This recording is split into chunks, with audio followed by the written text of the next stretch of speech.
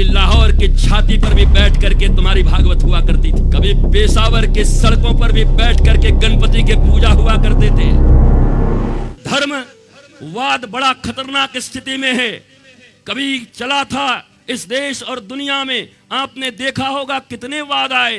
कभी फांसीवाद था, कभी समाजवाद रहा, कभी साम्यवाद रहा, आज धर्मवाद है।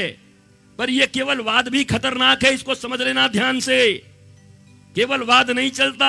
धर्मवाद का मतलब क्या है? इतनी कथाएं, इतनी पूजा हो रही है, चारों तरफ मंदिर बन रहे हैं, चारों तरफ लोग खड़े हो रहे हैं, पर मौलिक धर्म गायब है। कैसे रक्षा करोगे अपनी? तुम्हारे इस जागरण का विरोध नहीं करता, मैं तो सहयोग करता हूं, बरसों से लगा हुआ हूं कि तुम जगो अपने संस्कृति के प्रति। पर अगर तुम केवल ऐसे ही जगे, तुम्हारे भीतर में अपने शास्त्रों के प्रति, अपने संतों के प्रति, अपने वेदों के प्रति अगर गवेषणा, उनकी गरिमा और महिमा को न समझा, उसे पढ़ा नहीं, तो केवल ये धर्म का ढोंग प्रचार तुम्हारी रक्षा कभी नहीं कर सकता। ये झंडे और डंडे तुम्हारी रक्षा नहीं कर सकते।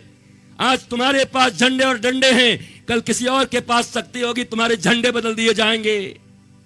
पर संस्कार अगर तुम्हारे भीतर हुआ, पर अगर वास्तव में शकुंतला के बेटे की तरह, भरत की तरह बचपन में ही शेर के दांत गिनने वाले तुम्हारे बच्चे बच्चियां हो गईं। 5 वर्ष की आयु में ध्रुव और प्रहलाद की तरफ भक्ति और ज्ञान की पराकाष्ठा पर जाने वाले तुम्हारी संतानें हो गईं। मदालसा के पुत्र की तरह सेल्फ रियलाइज पर्सनालिटी अर्थात आत्मज्ञानी अगर तुम्हारे संतानें हो गईं। अलर्क 7 वर्ष की आयु में आत्मज्ञानी बन गया। एक माता मदालसा ने आत्मज्ञानी बना दिया। भारत इससे दूर भाग रहा है। मुझे अच्छा लगता है, ये धार्मिक आयोजन अच्छे लगते हैं, पर अगर इन आयोजनों में प्राण नहीं फूका गया तो ये आयोजन चूचू के मुरब्बे साबित होंगे कुछ समय के बाद। अर्थ हुए तो कभी लाहौर की छाती पर भी बैठ करके तुम्हारी भागवत हुआ करती थी, कभी पेशावर के सड़कों पर भी बैठ करके गणपति के पूजा हुआ करते थे, कभी काबुल में तुम दुर्गा पूजा मना लिया करते थे, कभी मां ढाकेश्वरी के यहां कर लिया करते थे। कहां हो? अब कहां मनता है? क्या कमी रह गई?